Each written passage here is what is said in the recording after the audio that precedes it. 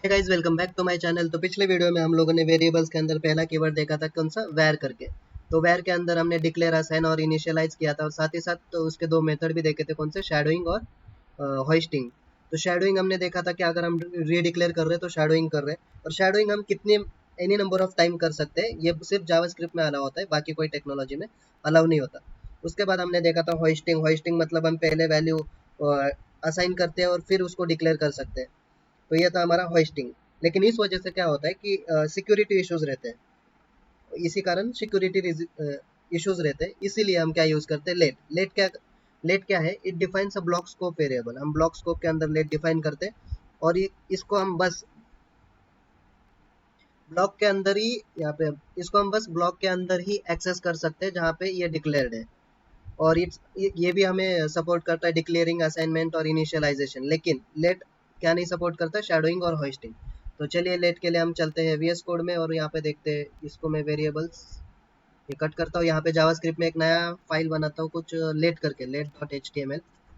और इसमें हम देखते हैं क्या कि ये कैसे काम करता है लेट। तो मैं पहले स्क्रिप्ट लिखता हूँ, स्क्रिप्ट के अंदर यहाँ पे मैं पहले यूज ट्रिक लिखता हूँ, यूज ट्रिक करके, और इसके बाद में एक फंक्शन लिखता हूँ, फंक्शन f1 करके कुछ फंक्शन लिखता हूँ।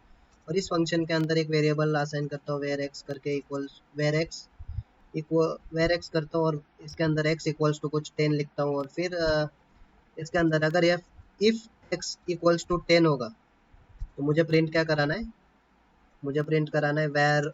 वेर नहीं, हमें अभी लेट देख रहे हैं ना, तो लेट वाई। और इसके नीचे मैं लिखूंगा कुछ लेट वाई, और वाई इक्वल्स टू कुछ, वाई इक्वल्स टू 20 करके लिखता हूँ। और अभी हम प्रिंट करते हैं इसको, और देखते हैं कि प्रिंट होता है क्या। तो डॉक्यूमेंट डॉट राइट, और राइट के अंदर मैं क्या लिखूंगा, पहले एक्स इक्वल्स टू, और फिर इसको प्रिंट करूंगा प्लस एक्स, और फिर plus plus Y equals to, और इसके बाद आगे मैं प्रिंट करूंगा क्या, प्लस वाई। तो अभी हम देखते हैं ये प्रिंट हो रहा है कि नहीं। प्रिंट करने के लिए मुझे पहले इस फंक्शन को कॉल भी तो करना है।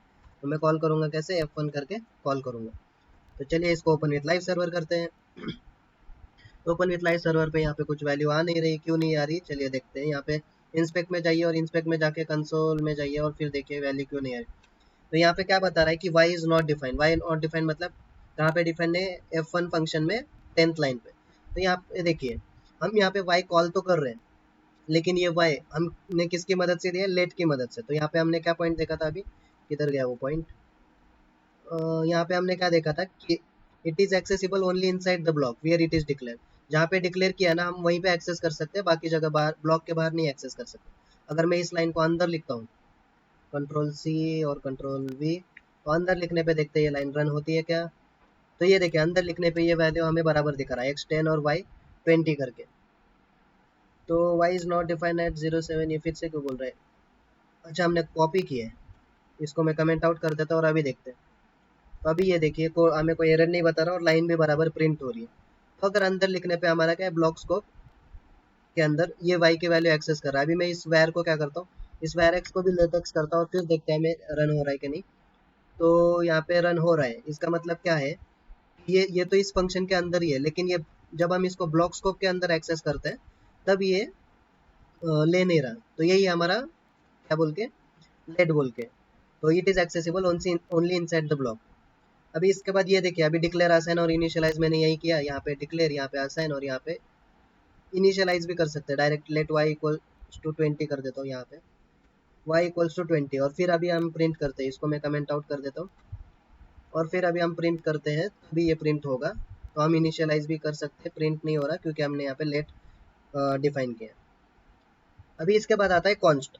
लेकिन उससे पहले मैंने ये बताना रह गया कि लेट शैडोइंग और होइस्टिंग सपोर्ट नहीं करता। तो मान लो यहाँ पे मैं कुछ y पहले असाइन करता हूँ 20, y मैंने 20 असाइन किया, इस लाइन को कमेंट रख देता हूँ, और इसको मैं कमेंट हटा देता हूँ। y20 असाइन किया, यहाँ से मैंने ये प्रिंट की वैल्यू, और फिर मैं इसको लेट y करके डिफाइन कर रहा हूँ। तो यहाँ पे मैंने लेट y लिखा, तो लेट y लिखा, और अभी मैं इसको देखते हैं हम रन करके किधर गया। यहाँ पे मैं इसको रिफ्रेश कर रहा हूँ, तो ये देखिए क्या बोल रहा है, not access y before initialization.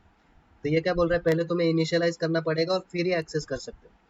तो इसका मतलब क्या है कि y ना होस्टिंग अलाउ करता है, ना हमारा होस्टिंग था, ना शैडोइंग अलाउ करता है लेट। और इसके बाद हम देखते हैं कॉन्स्ट। कॉन्स्ट क्या है, ये और रिस्ट्रिक्टेड है। लेट और ये वेरिएबल जितना रिस्ट्रिक्टेड नहीं है उतना कॉन्स्ट रिस्ट्रिक्टेड है।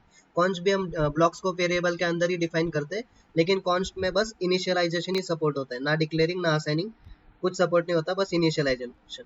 और ना शैडोइंग और ना ही होस्टिंग, ये भी सपोर्ट नहीं होता। यहाँ पे देखिए सिंटैक्स, अगर आप कॉन्स्ट एक्स लिख के फिर एक्स की वैल्यू देते हैं तो ये कॉन्स्ट एक्स भी इनवैलिड बताएगा, एक्स इक्वल्स टू 20 भी इनवैलिड बताएगा।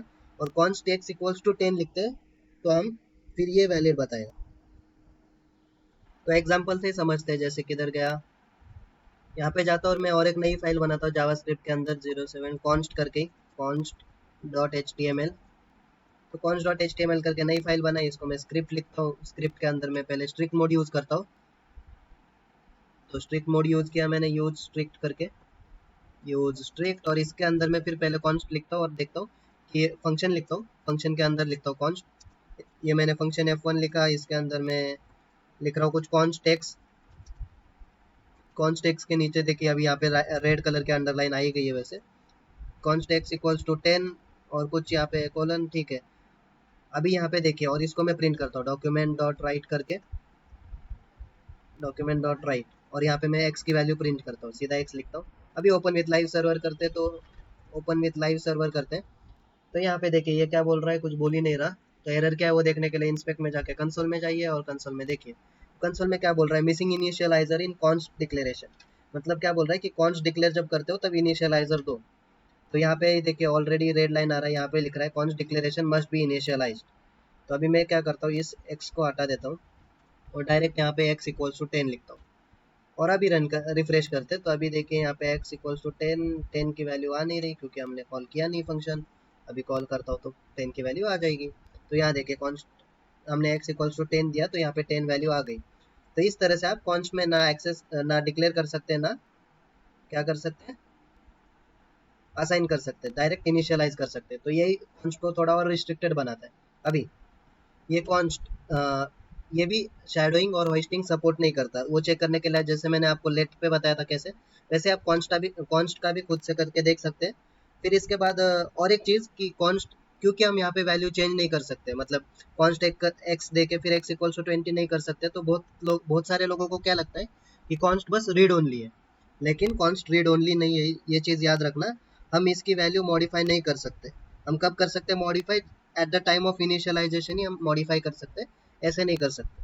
तो इसलिए कॉन्स्ट रीड ओनली नहीं है। इसके बाद आता है ग्लोबल स्कोप। मान लो आपको, जैसे एक एग्जांपल लेते हैं फिर देखते हैं कहाँ गया। यहाँ पे मैं कुछ एग्जांपल लेता हूँ, इसको मैं कमेंट आउट कर देता हूँ।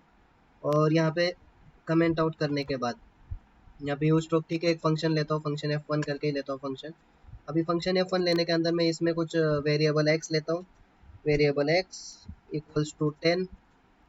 वेरिएबल अभी तीनों एक साथ कंबाइन में एग्जांपल लेता हूँ, variable X equals to 10, let Y equals to 20 और कॉन्स्ट जेड इक्वल्स टू 30 करके देता हूँ, कॉन्स्ट जेड इक्वल्स टू 30। ये मैंने दिया।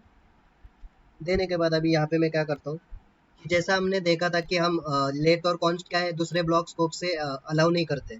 मतलब एक ब्लॉक से दूसरे ब्लॉक में अगर हमें वैल्यू एक्सेस करनी है, इस ब्लॉक से इस ब्लॉक में, हम लेट और कॉन्स्ट की मदद से नहीं कर सकते। तो उसके लिए फिर क्या सोल्यूशन है, उसके लिए हम क्या करेंगे, ये जो वेरिएबल्स है वो कहाँ डिक्लेयर करेंगे, किधर गया, ये जो वेरिएबल्स है उसको हम ग्लोबल वेरिएबल करके डिक्लेयर करेंगे। ग्लोबल वेरिएबल मतलब क्या, फंक्शन के बाहर जब हम लिखते हैं तो वो क्या होता है, ऑटोमेटिकली ग्लोबल वेरिएबल हो जाता है। तो इसको मैं अगर ग्लोबल वेरिएबल करके डिक्लेयर करता हूँ और फिर इस फंक्शन के अंदर मैं कुछ डॉक्यूमेंट डॉट राइट करके लिखता हूँ, डॉक्यूमेंट डॉट राइट, और यहाँ राइट के अंदर मैं लिखता हूँ क्या, एक्स इक्वल्स टू कुछ, और फिर इसके अंदर प्लस एक्स की वैल्यू, फिर प्लस वाई इक्वल्स टू कुछ। यहाँ पे मैं ब्रेक देता हूँ, ब्रेक देने की ज़रूरत नहीं, स्पेस देता हूँ, प्लस वाई इक्वल्स टू, और यहाँ पे वाई की कुछ वैल्यू देता हूँ और प्लस वाई, और फिर हम करते हैं क्या, प्लस जेड इक्वल्स टू, और फिर प्लस जेड लिखते हैं। और अभी इस फंक्शन को कॉल करते हैं तो देखते हैं कि ये फंक्शन ग्लोबल दिया है हमने, तो कॉल हो रहा है क्या। तो इसको मैं फिर से ओपन विथ लाइव सर्वर की ज़रूरत नहीं है, यहाँ से ही रिफ्रेश करता हूँ। तो रिफ्रेश करने पे ये देखिए हमें वैल्यू मिल रही है x10 y20 z equals to 30। लेकिन जब हम ये इन वेरिएबल्स को इस फंक्शन में लिखते हैं, मान लो आपको एग्जांपल बता ही देता हूँ, यहाँ पे लिखते हैं और मैं फिर दूसरे फंक्शन से कॉल करना चाहता हूँ, तो क्या मैं कल कॉल कर पाऊंगा क्या। यहाँ पे मैं और एक फंक्शन बनाता हूँ F2 करके, फंक्शन F2 करके, और इस फंक्शन F2 के अंदर मैं क्या लिखता हूँ, वही सेम यही लाइन कॉपी पेस्ट करता हूँ, कंट्रोल C कंट्रोल V, और यहाँ पे मैं x के सामने पहले लगता हूँ कुछ फंक्शन 2 करके, और यहाँ पे F1 लिखता हूँ ताकि आपको कंफ्यूज ना हो, और फिर इस F2 को भी कॉल करता हूँ। अभी मैंने F2 को भी कॉल किया, यहाँ पे क्या एरर बता रहा है, डॉक्यूमेंट डॉट राइट एक्सपेक्टेड हो सेमीकोलन एक्सपेक्टेड नहीं दिया, यहाँ पे भी और यहाँ पे भी। इसे F1 के बाद मैंने सेमीकोलन दिया नहीं तो कंटिन्यूएशन में जा रहा। तो चलिए अभी हम देखते हैं, इसको ओपन विथ लाइव सर्वर करते हैं और फिर रिफ्रेश मारते हैं। तो अभी देखिए यहाँ पे क्या बोल रहा है, syntax error unexpected token, 1 minute है। ओह, तो यहाँ पे मैंने कंटिन्यूएशन में लिखा स्पेस दिया, अभी ठीक है। अभी देखते हैं यहाँ पे सिंटैक्स एरर हट जाएगा। अभी यहाँ पे F1 तो क्लिक हो रहा है लेकिन F2 हमारा प्रिंट नहीं हो रहा। F2 के लिए क्या बोल रहा है, x इज नॉट डिफाइन। तो यहाँ पे अगर हमें F2 के अंदर भी प्रिंट कराना है तो हम सिंपली क्या करेंगे, इस फंक्शन को बाहर लिख देंगे, as a global scope define कर देंगे। और जब हम डिफाइन करते हैं एज अ ग्लोबल, अब यहाँ पे दोनों जगह प्रिंट होगा। अभी देखते हैं, वापस रिफ्रेश करता हूँ तो यहाँ पे देखिए 2 बार प्रिंट हो गया, F1 F2। और यहाँ पे एक काम करता हूँ, इधर ब्रेक दे देता हूँ या फिर इधर ही ब्रेक लिखता हूँ। तो ब्रेक आप ऐसे ब्रेक लिखेंगे तो ये नई लाइन में आ जाएगा। अभी यहाँ पे देख सकते हैं, तो दोनों जगह प्रिंट हो गया। तो हमें अगर दोनों जगह प्रिंट कराना है तो क्या, x को ग्लोबल वेरिएबल प्रिंट कराना होगा। तो अभी आपके मन में फिर सवाल ये आएगा कि अगर ग्लोबल वेरिएबल करने पे तो चलो प्रिंट कर दे रहा है तू, लेकिन मुझे मान लो इसके अंदर मेरे को वैल्यू देनी है और फिर इसके अंदर प्रिंट कराना है, तो कैसे करेंगे, या कर भी पाएंगे कि नहीं, ये पॉसिबल है कि नहीं, कि मैंने यहाँ पे कुछ वैल्यू दी, मान लो a की वैल्यू दी, और फिर मैं इस a की वैल्यू के अंदर इस फंक्शन के अंदर भी मैं प्रिंट करा रहा हूँ। तो जी हाँ, बिल्कुल ये पॉसिबल है, हम ऐसा दे सकते हैं। और इसके लिए हम सिर्फ HTML की विंडो ऑब्जेक्ट की मदद से ही दे सकते हैं। यहाँ पे मैंने दिया है कोई FAQ, yes only in HTML by using window dot object. कैसे करेंगे हम, फंक्शन F1 के अंदर मैं सिंपली क्या लिखूंगा, विंडो डॉट, मान लो a की वैल्यू देनी है कुछ 40 करके, तो window dot a equals to 40 लिखता हूँ सिंपली। और यहाँ पे मैं प्लस जेड के आगे लिखता हूँ प्लस, प्लस के हमें ए की वैल्यू प्रिंट करानी, ए इक्वल्स टू और फिर इसके आगे प्लस ए करता हूँ, और यही मैं कॉपी करता हूँ यहाँ पे। और देखते हैं हम प्रिंट कर पा रहे हैं क्या नहीं, दोनों जगह पे। यहाँ पे प्रिंट किया और मैं अभी देखता हूँ यहाँ पे कहाँ रन करके, ये मैंने रन किया तो यहाँ पे देखिए ए इक्वल्स टू 40 रन हो रहा है। सिंपली हो रहा है कैसे, window dot A equals to 40 function print करने से।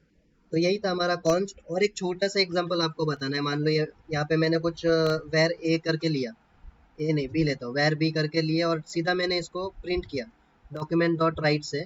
आपको कई बार डाउट आता है कि डॉक्यूमेंट डॉट राइट, और यहाँ पे मैंने ए की वैल्यू प्रिंट की, और यहाँ पे मैं किधर गया, यहाँ पे, और मैं इसको अभी रिफ्रेश करता हूँ तो यहाँ पे ए की वैल्यू 40, सॉरी ए की नहीं, मुझे बी की वैल्यू प्रिंट करनी है क्योंकि मैंने बी दिया और ये हमारा ग्लोबल वेरिएबल है, तो इधर 40 प्रिंट कर दे रहा है। उससे पहले मैं क्या करता हूँ, ब्रेक देता हूँ।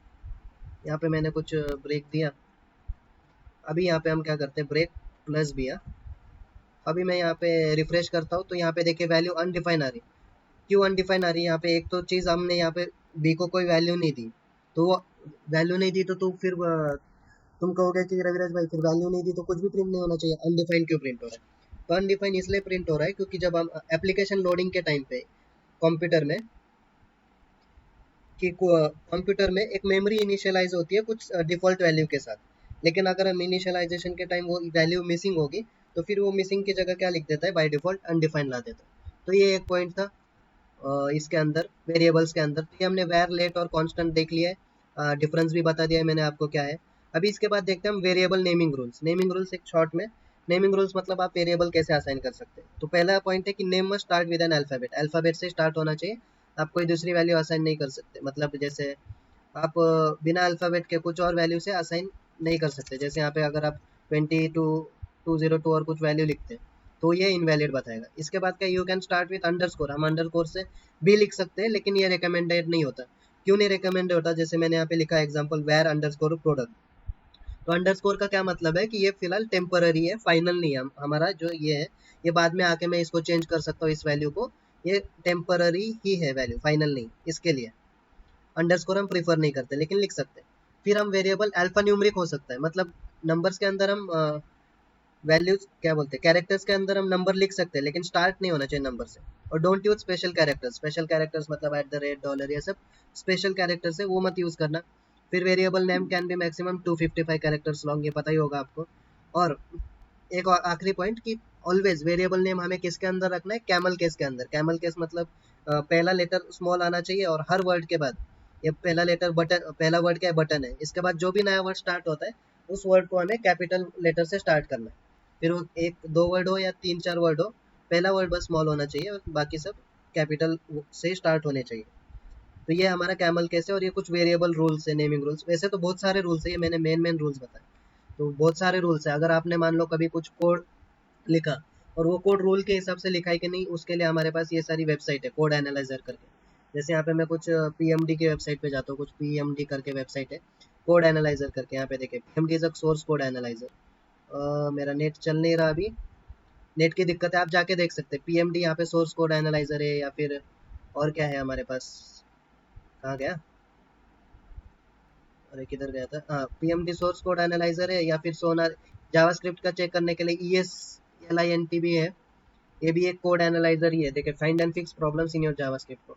आपको कभी लग रहा है कि नहीं भाई मैंने कोड बराबर नेमिंग कन्वेंशन के हिसाब से लिखा है कि नहीं, तो आप इन वेबसाइट पे जाके भी चेक कर सकते हैं। तो यही था गाइस आज के वीडियो में। इसके साथ हमने जावास्क्रिप्ट के जो लैंग्वेज बेसिक्स पढ़ रहे थे उसमें हमने पहला पहला वाला जो वेरिएबल्स है वो कंप्लीट कर लिया है। अभी अगले वीडियो में हम लोग डेटा टाइप स्टार्ट करेंगे। तो चलिए फिर मिलते हैं अगले वीडियो में। उम्मीद करता हूँ आपको नया सीखने को मिला होगा इस वीडियो से। तो मिलते हैं अगले वीडियो में, तब तक के लिए अलविदा।